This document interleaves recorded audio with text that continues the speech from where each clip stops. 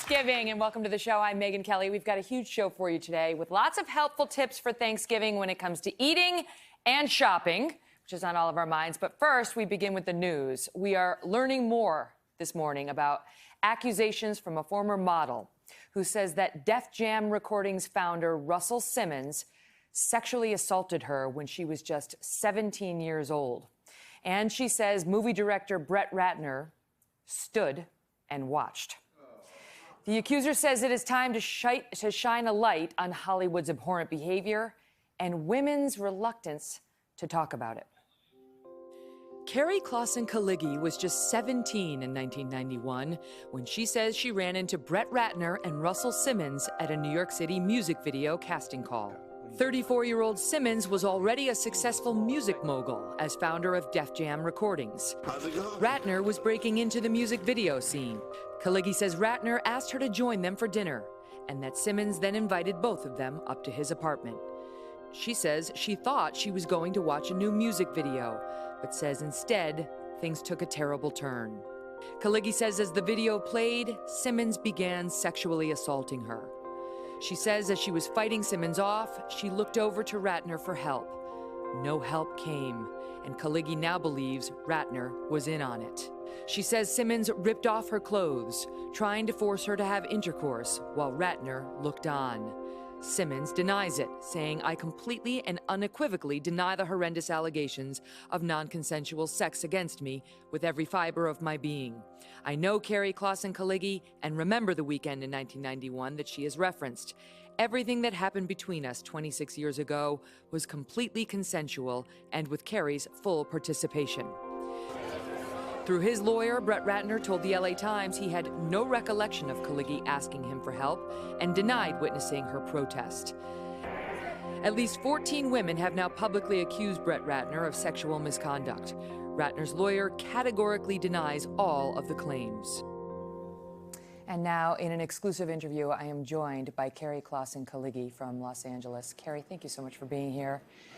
Hi. Let's go back to that day when you were just 17 years old, from the heartland, trying to make it as a model, and you found yourself inside Russell Simmons' apartment with Brett Ratner there.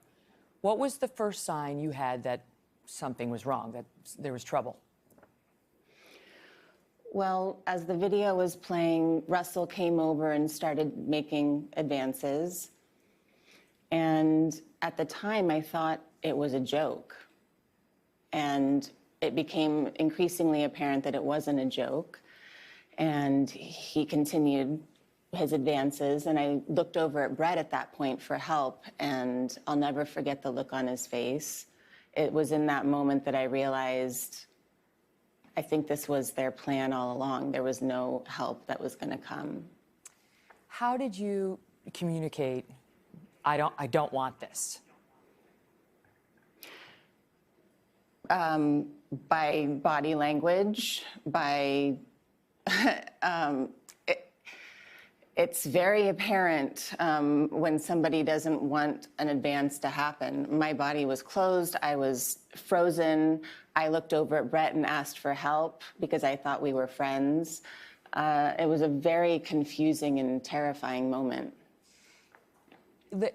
Later, Russell Simmons would write a book talking about his friendship with Brett.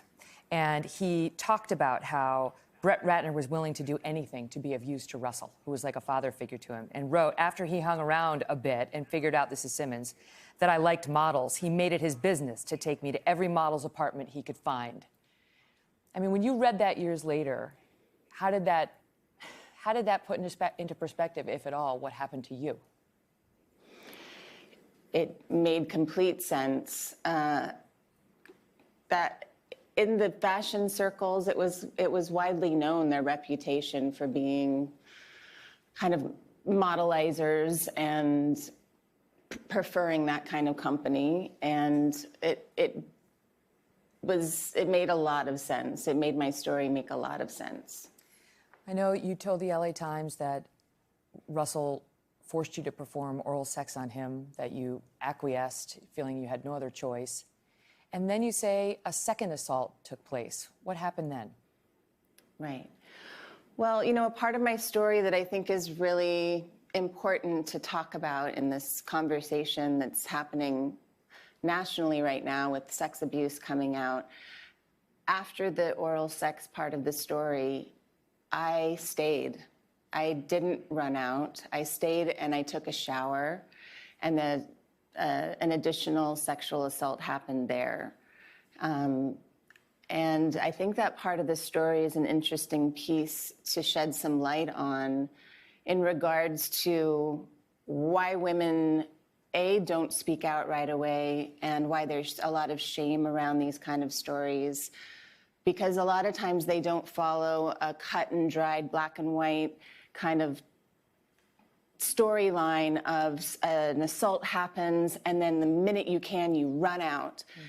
You know, I've learned in a lot of the work that I've done around this issue that there's a whole spectrum of variety response of fight, flight, or freeze. And I certainly froze, and I certainly did what I could to normalize what was an incredibly hard to process situation. It's hard to process all of that in the moment as a 17-year-old, really as any age, but it took me years to process this experience. Did you blame yourself? Did you shame yourself, as we've heard so many women say? Oh, absolutely. Absolutely. There's a lot of guilt and shame involved in what happened. What is it like for you now that he comes out with that statement saying, absolutely not, it was consensual? He says, hey, we spent the weekend together. There was somebody else in the apartment. You know, everything was totally consensual with her. I don't even know what to say about everything was consensual, and I had full participation. I almost don't even want to speak against that because it's ludicrous. There's so much. Russell and I have actually had a face-to-face confrontation around this. We've had phone conversations where we've had a conversation about what happened, where there was no dispute of what we were talking about. We were both talking about what happened on that night. And he actually apologized. And part of what's so confusing and re-traumatizing is what he's speaking about privately with me is completely different than what's come out publicly. And that's the piece that's been really upsetting, disappointing, and quite honestly, just repugnant with the hypocrisy and the lies and the denial. What do you make on a larger scale, Keri, about what's happening in this country right now as women are coming out and telling these stories? I mean, what did that do to you sitting there? By the way, she's 9 months pregnant and expecting her third daughter on Monday, and has decided to do this interview. So why did you feel it was important? Yeah, this is not what I want to be doing right now. This baby really wants to come and is waiting, I think, for some of this to settle. I'm coming out now because I really, really think this is such an important empowerment revolution, to use your words, that's happening right now. This is an incredibly potent and time full of potential to really, really change things up. And if I can use my experience to further this conversation and to facilitate change in any way, it might not be right now that we see the fruits of this labor, but I am bound and determined to make this environment better and safer and more empowered for my daughters and for the sons and daughters of the future generation. And it starts with conversations like this. Good for you. And I appreciate what you said, fight, flight, or freeze, because we forget about the freeze part of it. And so many women have described their reaction in the moment just that way. Keri, all the best to you and your girls. And on Monday, when we hope baby number 3 does arrive safely, we'll see you soon. Thank you. Thank you so much. Wow. Wow, right? Hello, Today fans. Thanks for checking out our YouTube channel. Subscribe by clicking that button down there and click on any of the videos over here. to watch the latest interviews, show highlights, and digital exclusives.